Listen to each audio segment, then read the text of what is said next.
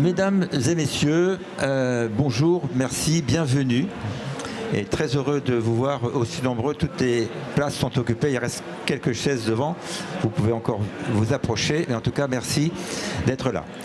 Je suis Jean-Pascal Chira, délégué général du Club de l'amélioration de l'habitat. Club de l'amélioration de l'habitat qui est l'organisateur de cette conférence, qui est une conférence thématique bien particulière sur le sujet de l'adaptation du logement et du confort d'usage. Donc on va développer le sujet avec mon ami Christian, journaliste, mais je lui laisse la parole. Quelques mots au préalable pour vous dire qui est le Club de l'amélioration de l'habitat, quels sont nos sujets, quelles sont nos actions. Le club, qui s'appelle le CH, a été créé il y a 30 ans exactement, en janvier 1992, à l'initiative conjointe de l'ANA, l'Agence nationale de l'habitat, du ministère du logement, de la Fédération nationale du bâtiment, d'EDF, de grands industriels comme Saint-Gobain, Lafarge et quelques autres.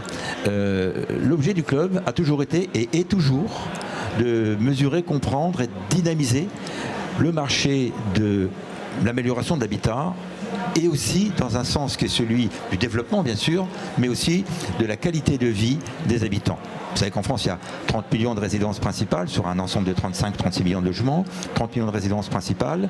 Le marché proprement dit de la rénovation, d'adaptation est un marché extrêmement important, mais qui ne bouge pas beaucoup. C'est-à-dire qu'il est relativement stagnant, alors même qu'il y a de grands sujets, on va dire, je dis souvent, des gisements de croissance importants à développer. L'adaptation du logement en est un, car, et on va bien sûr le développer avec nos invités, bien sûr, à qui on va donner complètement la parole, la situation démographique que nous vivons en France et son évolution nécessite et va nécessiter de plus en plus de permettre à des gens qui avancent dans l'âge de vivre chez eux à leur domicile le plus longtemps possible. Voilà, donc ça va être le sujet de discussion.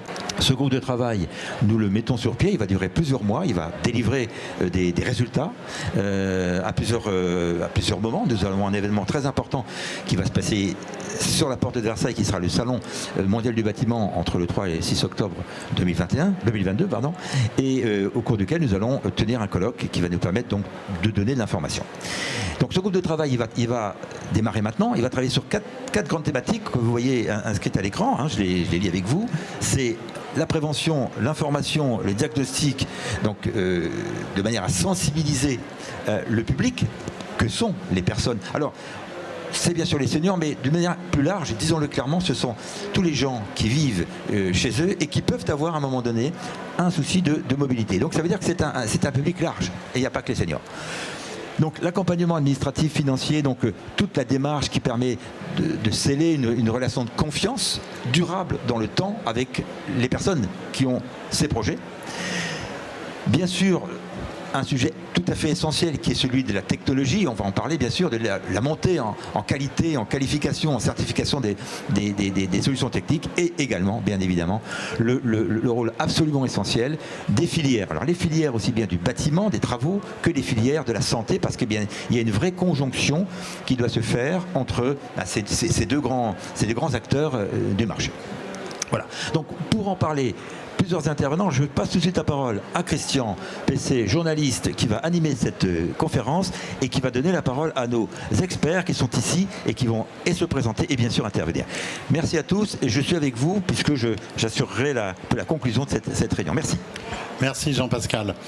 Donc je suis Christian Pesset, un certain nombre d'entre vous me connaissent peut-être, donc j'ai animé pendant près de 20 ans l'émission Votre Maison sur RMC et j'anime maintenant l'émission La Maison de Christian qui a succédé compte tenu de certaines difficultés de la station qui m'employait depuis un certain nombre d'années. Et donc, je suis aussi le fondateur du site reno-info-maison.com, qui participe aussi à la diffusion de cette émission qui est aujourd'hui d'ailleurs à l'ordre du jour, puisque nous allons faire samedi de ce débat le thème principal donc de l'émission La Maison de Christian. Alors depuis maintenant de nombreuses années, je suis en relation directe avec, on va dire, le grand public, avec une montée en charge, on va dire, de la préoccupation du vieillissement dans la maison, dans le logement. Je vais dire que pratiquement une personne sur trois aujourd'hui, auquel je réponds à travers notamment les questions qui sont posées sur mon site ou à travers l'émission, il y a pratiquement une personne sur trois qui, en fait, de près ou de loin, a une problématique d'équipement de son logement. Ça peut aller d'une réflexion sur le chauffage jusqu'à l'aménagement d'une salle de bain, l'adéquation donc avec effectivement les contraintes du vieillissement. Alors donc je vais poser un certain nombre de questions à nos invités. Vous pourrez ensuite, je pense, si les contraintes du temps nous le permettent, poser également donc des questions à nos invités, à Jean-Pascal ou à moi-même. Alors ma première question elle sera pour Serge Guérin, donc Serge Guérin qui est sociologue. Serge Guérin, je vais répéter ce que je viens de dire, c'est que je perçois une montée en puissance donc de ces questions sur le sujet, mais je perçois aussi des craintes. Je perçois aussi, eh bien, le vieillissement, c'est pas facile. On y sera tous confrontés, ou on y est déjà plus ou moins confrontés. J'ai vu Jean-Pascal avec une canne tout à l'heure, et puis Jean-Philippe Arnoux qui est aussi un très grand spécialiste du sujet et mais il l'a caché là pour l'instant, sa canne. Mais donc on est tous confrontés à cela. Et bien on n'a pas envie. Bon, en fin de compte, c'est pas un plaisir. Autant construire une véranda, c'est un plaisir parce que ou une terrasse, c'est du plus. Autant mettre un réhausseur sur ses toilettes, il faut quand même être clair, c'est pas le rêve de notre vie, quoi. Donc il y a des réticences et je vais demander donc à Serge de nous dire comment en tant que sociologue il voit les choses, et surtout ça vaut pour vous particuliers, mais ça vaut aussi pour les industriels, pour les distributeurs. Comment faire pour lever justement ces craintes, pour faire en sorte que ça soit le mieux apprécié possible et sans trop de crainte. Merci Christian, vous avez raison. Finalement, on est au cœur du sujet. Tout le monde est content de préparer l'entrée à l'école maternelle. On est moins content de préparer l'entrée dans une maison de retraite médicalisée, par exemple. Et les images, d'ailleurs, sont moins jolies. On s'étonne parfois, mais voilà, vous ne mettez pas de son. Et juste des images, l'entrée des enfants le premier jour à l'école maternelle et l'entrée de personnes le premier jour dans une maison de retraite médicalisée. Sans son, on voit bien que c'est pas tout à fait pareil. Voilà. Donc il y a des réalités. Le deuxième élément, c'est qu'on est marqué, on est dans une culture, on pourrait même dire dans une idéologie, dans une référence à globalement la jeunesse. La jeunesse, c'est l'avenir. D'ailleurs, la jeunesse, comme si c'était un ensemble commun. Il y a plein de manières d'être jeune, par ailleurs. Voilà. Mais donc, nos références, c'est plutôt l'investissement, c'est plutôt l'avenir, et c'est plutôt cette notion de jeunesse. Et finalement, à titre collectif, comme à titre individuel, on n'a pas envie et on ne se voit pas nécessairement vieillir. D'ailleurs, vous connaissez tous la formule. On n'a pas vu quelqu'un depuis longtemps. La première fois, on le rencontre et on lui dit « Oh, t'as pas changé !» C'est parfois totalement faux, mais on préfère lui dire ça. Voilà. Et d'ailleurs, si la personne vraiment n'a pas changé en 20 ans, il y a un gros sujet quand même. Parce que si en 20 ans, vous n'avez pas bougé d'un iota, moi par exemple, je n'ai pas changé de cheveux en 20 ans. Rien. Mais vraiment rien. Mais c'est un peu particulier. Mais si on n'a pas du tout changé, c'est-à-dire qu'on n'a aussi rien appris, après tout. Parce que si en 20 ans, on n'a rien appris, ça arrive. On ne donnera aucun nom. Mais tout le monde pense à des gens. Ah, tiens, c'est vrai, André, il n'a pas appris grand-chose quand même depuis 20 ans. Ou Suzanne, enfin bon, voilà, bref. Donc voilà, on est dans cette culture-là, on est dans cette relation-là, et c'est humain et c'est naturel. Le deuxième élément, c'est là d'ailleurs où on peut souvent faire le lien. Il y avait un dossier hier dans l'opinion, je sais que Jean-Philippe Arnoux va le garder précieusement, où justement on faisait le lien entre transition démographique et transition énergétique, ou transition écologique. Et un des éléments qui explique sur lequel on est sur la même chose, c'est que tant qu'on n'est pas dans le mur, on a du mal à appréhender le mur. Le réchauffement climatique, alors il y a encore des gens qui pensent qu'il n'y a pas de réchauffement climatique, mais enfin aujourd'hui il faut quand même s'accrocher pour penser qu'il n'y a pas de réchauffement climatique, parce qu'on le perçoit humainement. Donc du coup c'est rentré dans nos vies. Et donc quand c'est rentré dans nos vies, on commence à se dire waouh, faudrait peut-être se bouger. Sauf qu'évidemment c'est un peu tard quand même. Et bien sur le vieillissement c'est un peu pareil. Tant qu'on n'est pas vraiment percuté par la chose, par exemple on le sait bien, hein, une personne qui tombe plusieurs fois dans son appartement, qui se dit, alors c'est peut-être son compagnon, sa compagne, ses enfants, disent là il faudrait peut-être vraiment faire attention, ainsi de suite. C'est-à-dire que souvent il faut être touché par le problème, quel qu'il soit. Il faut être touché par le problème pour commencer à se dire il faudrait peut-être que j'agisse. La question de la prévention est toujours difficile à mettre en ordre, que ce soit à titre individuel. Oh, je verrai ça plus tard. C'est humain. On est tous un peu comme ça. On verra plus tard. Par exemple, il arrive d'attendre un peu pour faire sa déclaration d'impôt. On verra ça plus tard. Les choses qui nous ennuient, on a tendance à les repousser. Donc on attend. Et quand on attend, parfois, c'est toute la question d'ailleurs de la prévention. L'enjeu majeur, c'est d'agir en amont pour tout. Et finalement, le plus souvent, on agit presque quand c'est trop tard. Et donc, sur cette question où, globalement, toutes les études montrent qu'évidemment, les gens préfèrent vivre, grandir, évoluer, vieillir à domicile, à leur domicile le plus souvent, ou bien dans un chez-soi, qui peut être d'ailleurs un peu différent. Hein, il y a aussi d'autres éléments. Mais globalement, quand on fait les études, alors évidemment, si on compare le chez-soi ou aller en maison de retraite médicalisée, les études sont très très intéressantes. Vous savez que les 18-24 ans, 0% des 18-24 ans ont envie d'aller en maison de retraite médicalisée. Alors, je parle pour y être accueilli, pas nécessairement pour y travailler. Ça, c'est encore un autre sujet. Mais c'est normal. Et même quand on avance en âge, finalement, les scores sont toujours les mêmes. Parce qu'il n'y a pas d'envie particulière d'aller dans une maison de retraite médicalisée. C'est quand il y a une contrainte très forte, ou une contrainte physique, ou principalement une contrainte liée à un bouleversement neurologique. Donc, il y a en effet cette contradiction. Si je veux rester chez moi plus longtemps, j'ai tout intérêt à titre personnel, faire plus attention en termes d'alimentation, en termes d'activité physique, en termes d'utilisation de telle ou telle médecine complémentaire. Tout à l'heure, on parlait des services à la personne, en termes d'avoir des services à la personne qui soient bien adaptés et que mon chez moi, là où je vis, s'adapte progressivement à mon mode de vie. Donc, mais ça veut dire se projeter. On avait fait une étude qui montrait que 95% des gens veulent rester à domicile, mais quand on leur demande, au fait, est-ce que vous avez adapté votre chez vous? Et là, on était à 15%. Parce que et on va en parler là, parce que c'est difficile à titre personnel. C'est ce qu'on appelle aussi les biais cognitifs, c'est-à-dire que je mets ça de côté, on verra ça plus tard. C'est des biais sociologiques, c'est compliqué, c'est pas facile. C'est des biais anthropologiques, c'est quand même mieux de se sentir jeune. Donc les trois vont dans le sens inverse. D'où d'ailleurs un sacré boulot de conviction, et c'est notre travail à tous autour de cette notion de conviction et aussi peut-être de simplification. Là aussi, il faut que les gens soient convaincus. Vous savez, c'est comme se mettre à l'anglais. Non, je suis convaincu, il faut que je fasse de l'anglais. Mais après, si c'est super compliqué pour apprendre de l'anglais, si la personne avec qui on le fait, elle est super chiante, et ainsi de suite, ça va être complexe. Donc c'est aussi comment je simplifie les choses et comment j'y trouve, c'est la question des usages. Comment je fais en sorte que ça s'adapte bien. Il faut que l'adaptation des logements s'adapte aussi aux personnes. Alors Sébastien Potvin, bonjour. Vous êtes directeur général de France Silver Eco, c'est ça? Ou économie, non, Eco. Eco. Finalement, vous dirigez une structure qui se veut animateur de la filière, c'est ça?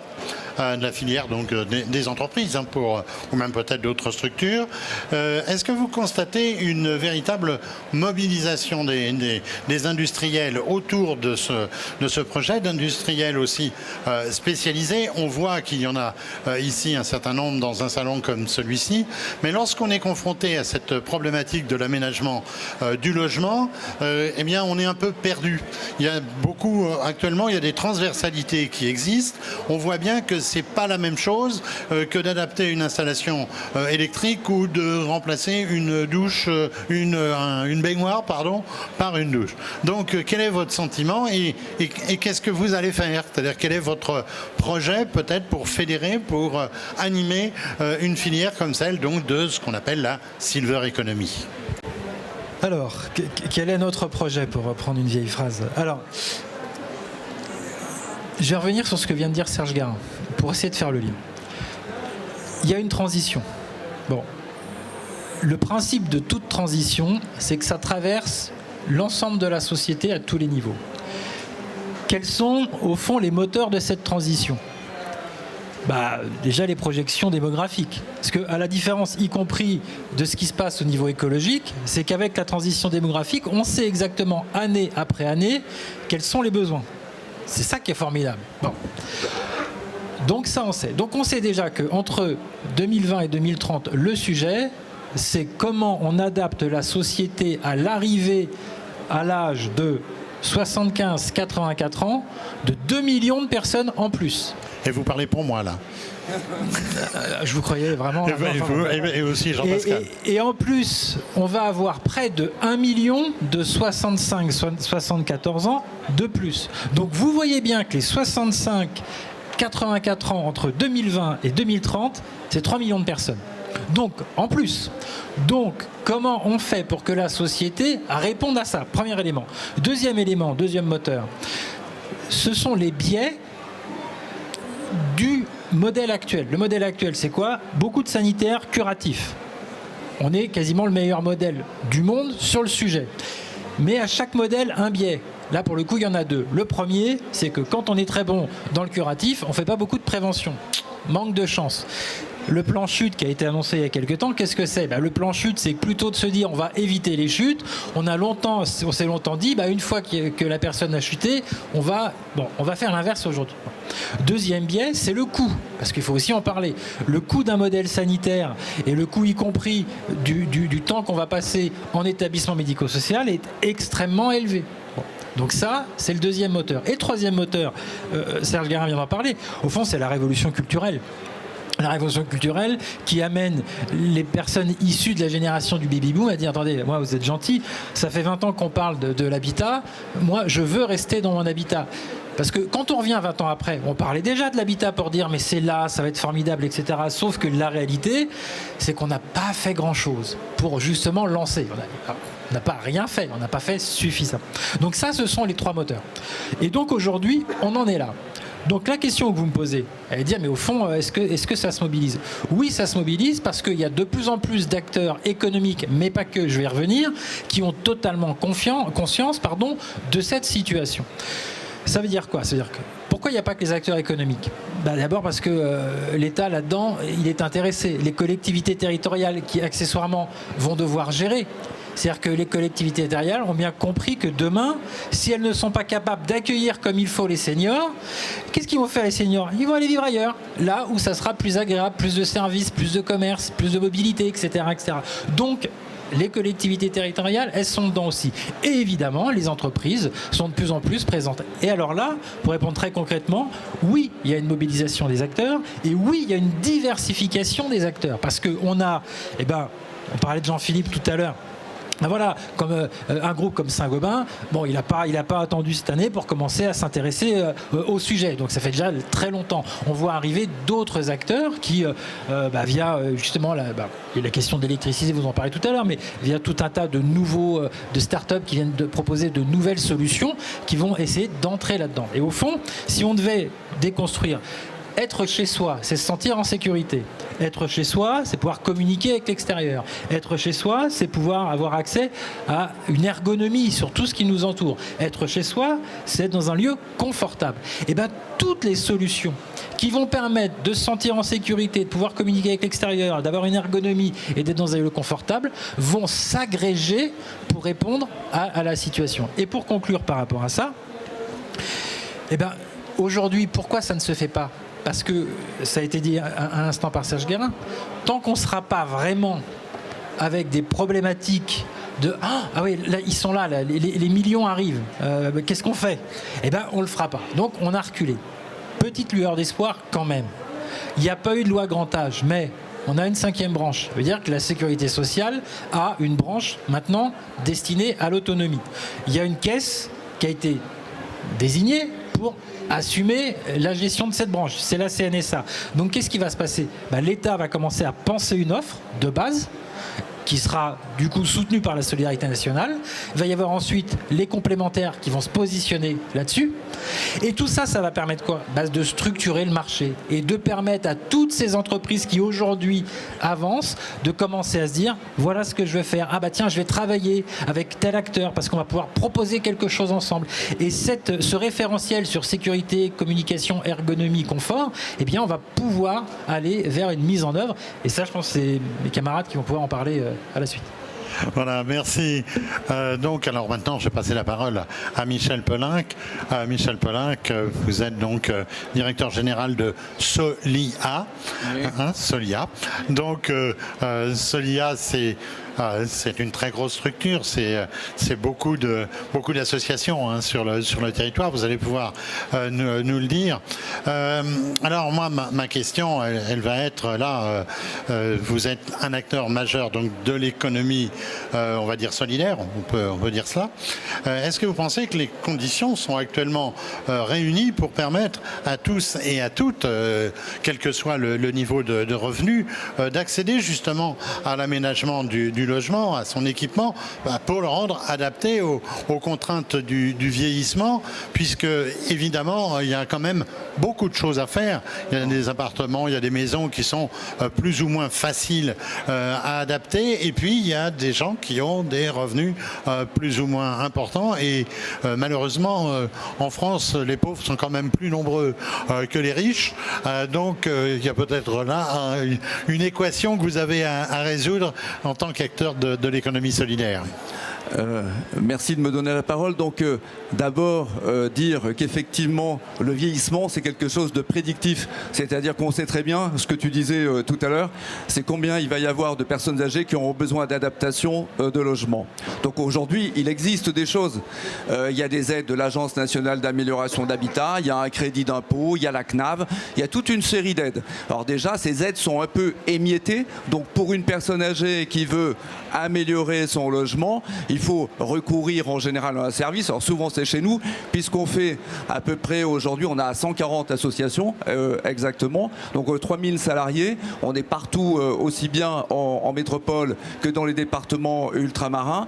Et là on va accompagner ces ménages du début à la fin, aussi bien au niveau les écouter sur leurs besoins, regarder l'état de la maison à un niveau global, justement dans un aspect un peu préventif. C'est pas juste changer, mettre à la place de la baignoire une douche, c'est pas tout à fait le sujet, c'est regarder l'ensemble de la maison pour que les personnes puissent rester chez elles vraiment le plus longtemps possible. C'est ça l'idée. Et après c'est l'aspect technique, c'est l'aspect aussi financier.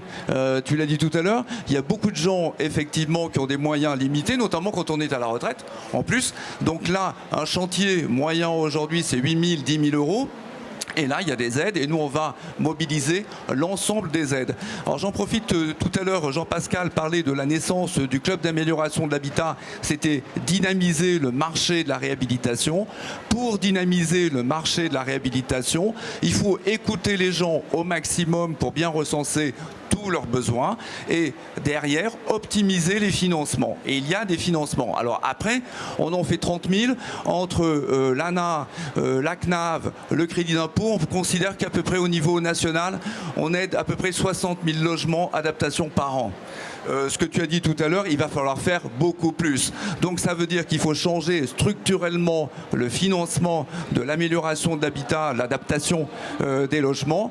Peut-être aussi tendre vers le fameux dossier unique dont on parle depuis des années, parce que chacun a son dossier. C'est-à-dire que quand vous voulez améliorer votre logement, il y a un dossier pour la CNAV, il y a un dossier pour l'ANA, il y a un dossier pour ceci, un dossier pour cela. Le conseil départemental aussi, les conseils départementaux interviennent beaucoup. Donc il faut simplifier quand même les choses. Il y a aussi quelque chose, on a parlé tout à l'heure que je trouve moi personnellement assez intéressante, c'est-à-dire que on pose cette question de l'adaptation au dernier moment, c'est vrai.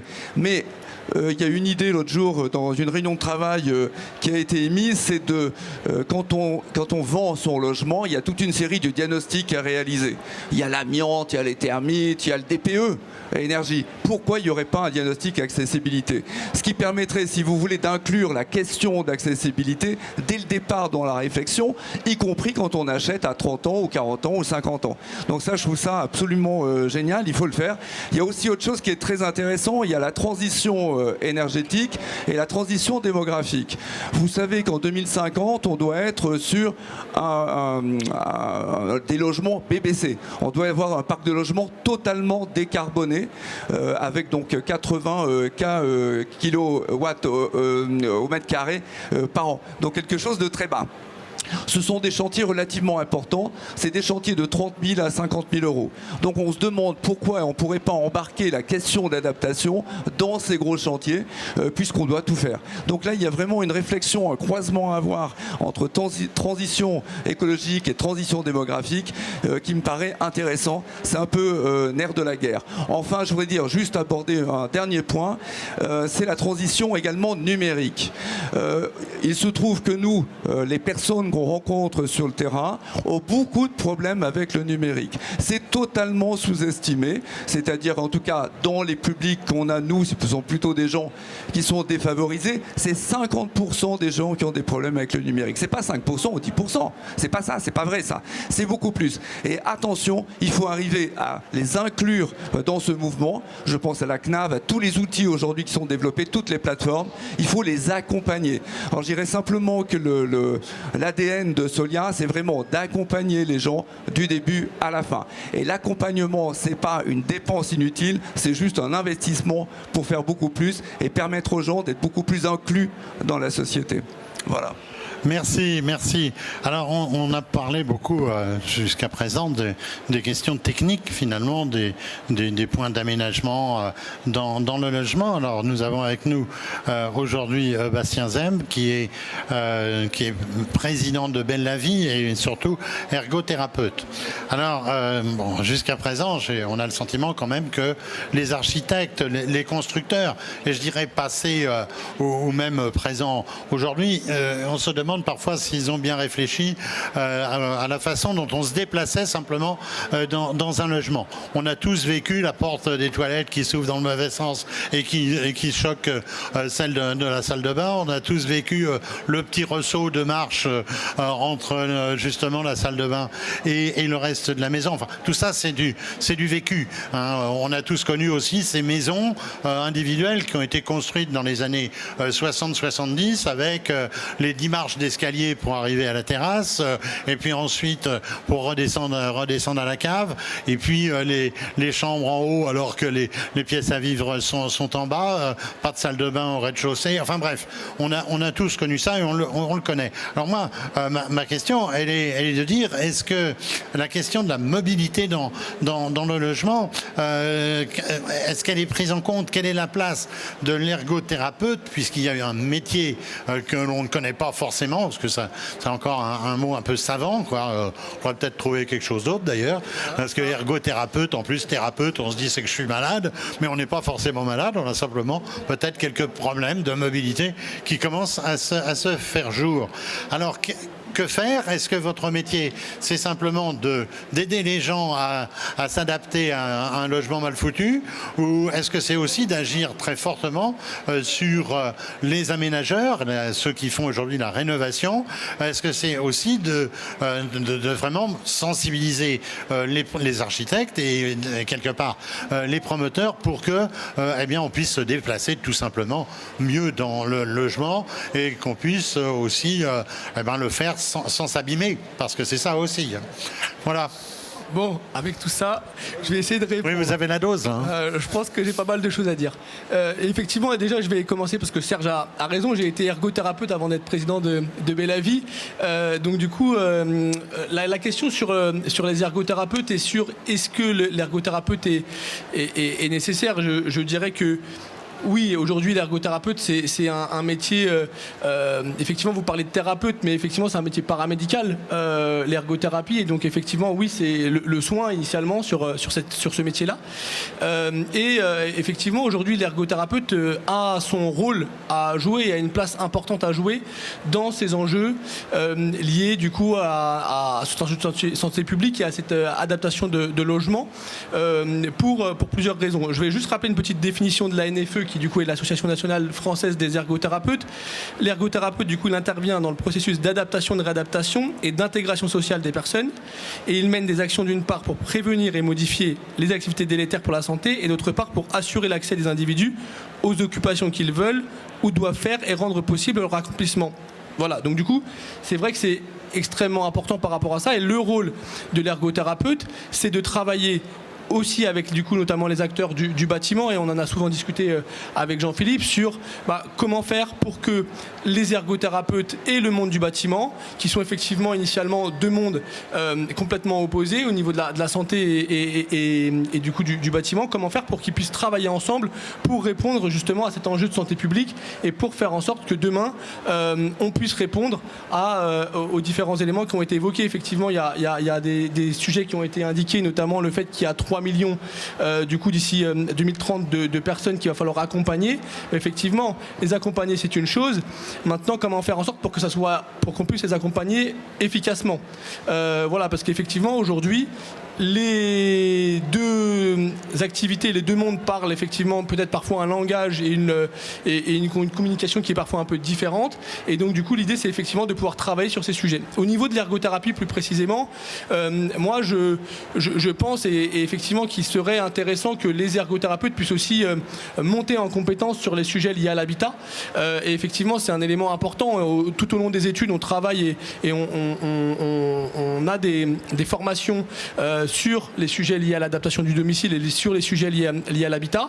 Mais nous, on a fait effectivement là très récemment chez Bellavie une étude auprès des 200 ergothérapeutes avec lesquels on est conventionné sur un niveau national, et en fait on s'est rendu compte qu'ils avaient des attentes particulières sur du coup cette relation, sur cet accompagnement qu'il y avait et sur le travail qui pouvait se faire entre du coup les entreprises et les ergothérapeutes, et qu'effectivement il y avait besoin de cette partie-là. Effectivement, pourquoi même ne pas aller jusqu'à une réflexion comme ça peut être au niveau du bâtiment, d'avoir des ergothérapeutes qui sont certifiés, qui sont labellisés. Je sais, enfin voilà, il y a des réflexions, je pense, à avoir par rapport à ça, pour effectivement faire en sorte que tout le monde travaille main dans la main sur ces sujets. Et effectivement, nous aujourd'hui, on a testé des solutions assez intéressantes, et notamment des visites communes entre les ergothérapeutes et les artisans, qui permet en fait d'accélérer les dossiers, parce qu'aujourd'hui, nous, on se rend compte et on n'est pas d'accord sur le fait que un dossier dure 12, 18 mois ou plus, sous prétexte que du coup il n'y a pas une bonne communication, ou sous prétexte que du coup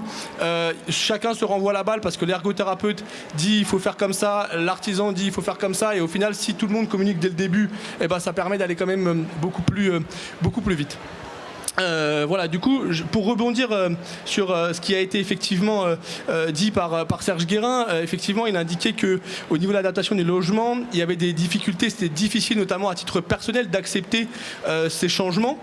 Mais je pense que ce qui a été dit aussi tout à l'heure sur la simplification du parcours, je pense que c'est un élément qui est extrêmement important, parce que oui, aujourd'hui, le parcours est extrêmement complexe, il est extrêmement cloisonné, et effectivement, quand on est là pour accompagner des personnes sur les territoires, on se rend compte que par le système actuel, par les institutions qui ont été mises en place depuis maintenant très longtemps, et on se rend compte que lorsque l'on est sur un territoire et lorsque l'on veut accompagner des personnes, en fait, c'est pas forcément toujours aussi simple. Et effectivement, la question du dossier unique, c'est quelque chose qui pourrait éventuellement se faire, mais en dehors de ça, il y a aussi cette réflexion de pouvoir permettre du coup à une simplification réelle d'accompagnement des ménages, et ce, quel que soit le territoire, pour effectivement faire en sorte de répondre réellement à ces enjeux, et voilà. Merci. Alors merci messieurs, parce que je pense qu'on a une parfaite complémentarité avec quelque part un mot qui doit en ressortir, c'est programme. C'est que finalement on doit programmer tout cela, et on doit le programmer en coordonnant les différents aspects qui viennent d'être évoqués. Alors nous avons encore un petit peu de temps pour discuter. Je pense que peut-être que certains d'entre vous dans la salle, on voit que c'est dans la salle, dans cet espace, ont peut-être des questions à poser ou des témoignages à apporter. Nous sommes prêts à vous céder la parole, à vous la donner, même plutôt, on ne va pas vous la céder, on va vous la donner, et nos invités pourront y répondre, ou moi-même, ou Jean-Pascal. Est-ce que nous avons... c'est toujours la première question qui est difficile à venir. Donc, avez-vous des questions sur le sujet, ou je vous dis des témoignages à apporter? Voilà, allez, il faut peut-être passer le micro. J'en aurais 15. Bon, vous savez, 15 micros ou 15 questions? 15 questions. Ah bon, d'accord. Vous savez qu'au club, au club d'amélioration de l'habitat, ça fait quand même des années qu'on travaille sur le sujet. Hein. On a mis tout le monde ensemble, ce qu'on fait au club d'ailleurs, et l'objet d'ailleurs de la commission là qui vient, c'est ça. On a mis Malakoff, on a mis des complémentaires, on a mis des gens. Alors là, c'était dans le public parce que c'était une office HLM, et on a mis donc tout ce qu'il fallait pour mettre en place, mettre en situation quelque chose qui ressemblait à un bien-être futur. Et bon, alors bien évidemment, on a fait ça a tellement bien marché que tout le monde s'est battu pour avoir ces logements-là. À la première visite, on a fait 2 maisons individuelles. On a fait même un autre pavillon très très haut de gamme où là, avec Jean-Philippe, je ne sais pas s'il s'en souvient, mais on avait fait un truc exceptionnel. On avait été jusqu'à prendre toutes les pathologies qu'on pouvait avoir en utilisant des matériaux qu'on n'imaginait même pas. C'est-à-dire qu'utiliser par exemple une plaque de plâtre pour faire travailler les gens d'Alzheimer avec des plaques de plâtre qui transmettaient des sons pour faire revenir des gens, travailler, enfin c'était des choses invraisemblables, mais qui coûtent pas très cher. Et le vrai problème derrière qu'on a, c'est qu'une fois qu'on a passé ce stade de démonstrateur, on se rend compte que on était très contents, mais il n'y a plus personne pour développer. Et alors tout à l'heure on parlait de formation. En fait, il y a un vrai sujet. C'est la rénovation énergétique, c'est compliqué parce qu'on n'a pas le profil des entreprises pour faire ce qu'il faut faire. C'est-à-dire que s'associer avec des gens qui expliquent, l'ergothérapeute. Donc il faut presque des centres de formation qui soient complets sur tous les sujets. Et puis derrière, quand on veut avancer sur une espèce de massification du sujet, en fait, c'est pas, on n'arrive pas sur la rénovation énergétique, mais là, je peux vous dire que c'est presque plus facile. Et moi, ce que je retiens je crois que c'est Michel qui a dit ça tout à l'heure, c'est le fait de dire il faut globaliser les deux, c'est-à-dire les deux parties réno-énergétiques et la partie qui consiste à mettre le profil du vieillissement. Il faut mettre tout ça ensemble et là, ça coûte rien. Moi, je l'ai fait pour mes parents. Alors tout à l'heure, Christian disait ce que c'est une expérience. Moi, je l'ai fait il y a 10 ans chez mes parents. Je peux vous dire que le jour où ils sont rentrés dans la maison qu'on a faite pour eux, ils avaient 80 ans à l'époque. Ils sont rentrés avec un sourire incroyable. Quand on leur expliquait ce pourquoi étaient faites les choses, tous les amis qui sont venus chez eux, tous les amis, je dis bien, la première chose qu'ils faisaient en ressortant, c'était de savoir où ils pouvaient trouver quelqu'un qui leur fasse la même chose. Et ce n'était pas des choses compliquées. Alors, une question. Alors justement, c'est la question, où s'adresse-t-on? Si j'ai, je ne sais pas moi, une porte de toilette à inverser ou bien la douche à changer, enfin le truc classique, je m'adresse à qui? À l'artisan du coin? C'est une bonne question. Je pense que le directeur général de Solia va pouvoir vous répondre. Alors effectivement, on a des associations partout de proximité dans tous les départements et on a un site qui s'appelle Solia Adapt. Alors Solia, c'est SOLIHA. Ça veut dire solidaire pour l'habitat. Et donc effectivement il y a ça, mais bon, voilà, donc il n'y a pas trop de difficultés là-dessus. Et on va jouer un rôle d'ensemblier et d'accompagnement. Alors c'est plutôt pour les personnes des 4 premiers déciles, hein, mais il peut y avoir quand même des renseignements qui sont donnés à tout le monde, bien entendu. Il y a aussi donc Jean-Philippe Arnoux. Pardon. Vers les fédérations, la CAPEB ou donc Confédération des artisans des petites entreprises du bâtiment ou la Fédération française du bâtiment, le Handibat, Silverbat d'un côté, les pros de l'accessibilité de l'autre. Donc ne pas hésiter, je dirais, à appeler localement, je dirais, l'une ou l'autre de ces fédérations qui vous indiqueront des entreprises labellisées en attendant qu'on accède à la demande d'avoir un fichier national, mais on y arrivera un jour. Alors il y a un vieillard là-bas qui veut s'exprimer, donc si vous pouvez lui passer le micro. Bonjour. Une question pour savoir s'il n'y a que Solia comme opérateur qui peut intervenir sur les questions d'accompagnement des ménages pour l'adaptation du logement. Il n'y a pas trop de réseau associatif là-dessus. Après, vous avez ce que disait Jean-Philippe tout à l'heure, c'est-à-dire qu'effectivement, les artisans du bâtiment spécialisés, mais on bosse avec eux. Hein. Il y a aussi les ergots. Donc, c'est un écosystème, hein, la question de l'adaptation. Donc, tout le monde se connaît, c'est des réseaux. Donc, il n'y a pas de il n'y a pas de souci normalement pour trouver un interlocuteur au niveau local, aussi avec les conseils départementaux. Enfin, il y a quand même beaucoup d'acteurs et on se connaît tous, on est en chaîne et il n'y a pas de souci normalement pour accéder à tout ça. Madame. Alors je vais apporter, il y a une question là-bas et puis une là. Je vais apporter aussi peut-être mon grain de sel dans ce débat.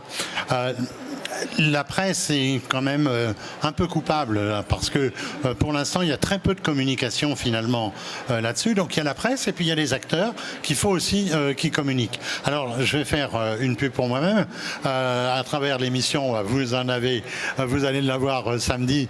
On retrouvera d'ailleurs toutes les adresses et tous les contacts. Et puis je vous ai parlé tout à l'heure d'un site qui est reno-info-maison.com. Eh bien on va lancer très prochainement. On a pris un peu de retard avec les questions de pandémie et autres, mais on va lancer un site qui va être Senior Info Maison. Et sur Senior Info Maison, je pense à peu près dans un gros mois, on pourra retrouver toutes les adresses justement aussi, et en collaboration certainement avec Solia pour que effectivement on puisse savoir qui fait quoi et comment le retrouver. Une jeune fille qui veut poser une question. Oui, bonjour à tous. J'avais une petite question. Vous avez parlé de l'importance d'anticiper et de la prévention pour l'adaptation du logement. Comment on peut inciter les gens à justement anticiper cette adaptation et à partir de quel âge pensez-vous qu'il faut adapter son logement parce que le plus tôt le mieux de ce que je comprends. Votre question est absolument centrale parce qu'en effet c'est comment on s'adresse aux personnes et comment on fait attention aussi finalement à pas ce qu'elles aient envie de détourner la tête. On peut faire des démarches, par exemple, on va parler en disant la prévention. L'adaptation du logement, c'est de la prévention. La prévention, on peut se dire, il faut commencer très très tôt. Alors s'il faut commencer très très tôt, est-ce que la meilleure idée, c'est de montrer des images ou des photos de gens très très âgés ? Où évidemment les gens très très tôt vont se dire c'est pas pour moi, c'est dans très très longtemps. Et même les gens d'ailleurs très très âgés, ils vont se dire oh là là, celle-là elle est vraiment très très vieille, c'est pas moi, hein, puisque le vieux c'est toujours l'autre. Donc du coup je vous rappelle, un vieux c'est quelqu'un qui a à peu près 20 ans de plus que vous. Ça marche comme ça tout le temps, vous êtes tranquille. Voilà. Donc bref. Donc en effet, ça c'est vraiment le premier élément. Ensuite c'est comment arriver à ce que la prévention, ça soit pas de la punition. Il y a un côté un petit peu moraliste. Ah non mais fais pas ça, mange pas ça. Enfin, à un moment donné, on a le droit aussi de se faire un peu plaisir, quoi. D'ailleurs, la question de l'adaptation du logement, c'est ça aussi. Le logement doit rester un lieu de plaisir, où je vis bien dedans. Donc c'est aussi la question des modes de vie. On n'a pas nécessairement tous, y compris au même âge, le même besoin. Il y a des gens, leur bonheur dans la vie, justement, c'est de prendre un bain chaud. Alors écologiquement ça se discute et ainsi de suite, mais si on leur interdit ça, non, il faut prendre absolument une douche. Oui d'accord, mais en même temps je tue une partie du plaisir. Donc il y a aussi tout ça à prendre en compte. Alors une fois qu'on a dit tous ces problèmes-là, comment on fait ? Le premier élément, c'est sans doute se débrouiller pour mélanger avec plein d'autres choses. Dans cette notion de mode de vie, de le mélanger par exemple à des moments aussi. Par exemple, la question de la formation. On peut réfléchir à sa formation à 10 ans. C'est rare, mais il y a des gens qui, dès 10 ans, réfléchissent. Moi, je veux faire tel ou tel métier. Il y a des gens un peu plus tard, ainsi de suite. Mais au moment où on réfléchit à sa formation, on peut en même temps, et on peut réfléchir à sa formation à 40 ans, à 45 ans, à 50 ans, ainsi de suite. Ça peut être un moment donné où, en même temps, on peut aider la personne à réfléchir à son mode de vie de manière globale, y compris par rapport à son logement. Il y a l'idée de se dire, régulièrement, il pourrait y avoir un temps où on va faire un point sur sa santé.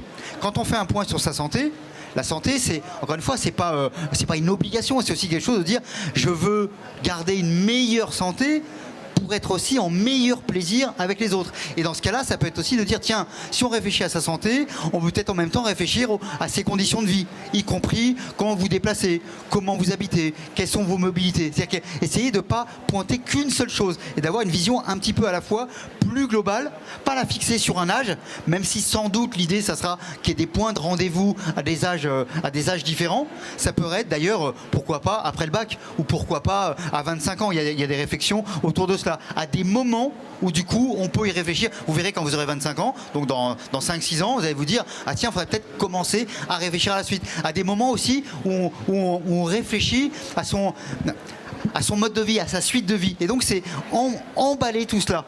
Et surtout, ne pas le faire en termes de stigmatisation, ou en termes de punition, encore une fois, mais de se dire, c'est génial tout ce que je vais gagner. Regardez l'histoire sur le tabac. première campagne anti-tabac 1974. Il y a encore entre 25 et 30% de la population qui fume.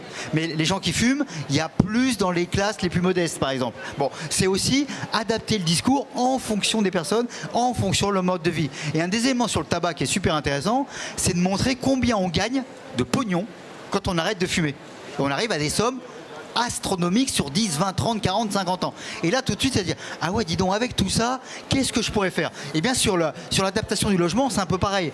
Il y a la question de la transition énergétique.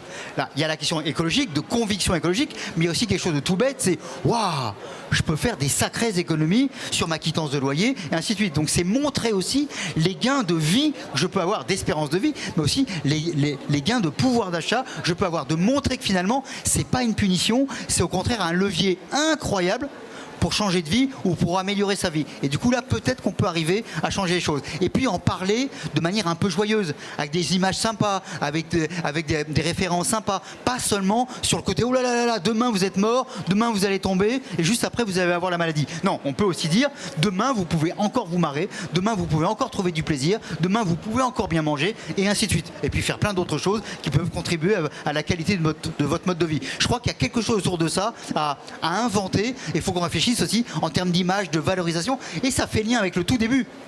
Oui, et là il me dit, t'es bien gentil, mais l'heure tourne. Et oui, l'heure tourne. Mais non, c'est pas vrai. L'heure ne tourne pas. Mais non, avec l'espérance de vie que l'on gagne du temps aussi. On a plus de temps devant soi. Donc on a intérêt le plus tôt possible pour pouvoir en profiter le plus longtemps possible. Serge a tout à fait raison. Merci à tous. Je conclue de 30 secondes. On se donne un rendez-vous qui va être notamment avec l'évolution législative, parce que je sais que Serge travaille notamment sur des projets de loi qui n'ont pas pu avoir lieu parce qu'il y a eu ce retard lié au Covid, mais qui vont avoir lieu, qui vont se mettre en place dès la prochaine mandature, très rapidement. Ça a été annoncé par tous les candidats. Donc à très bientôt, puisqu'effectivement, on aura encore l'occasion de se retrouver. Merci de votre attention, merci à ceux qui nous suivent d'avoir patienté également, et à très bientôt. Merci.